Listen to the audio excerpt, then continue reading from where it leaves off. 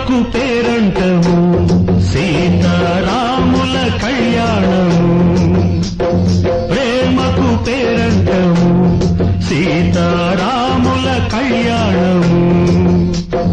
ఏడేడు జన్మల ఎదిగే ఈ బంధమే ఎదురైన శుభవేళ పలికింది గుడిగంట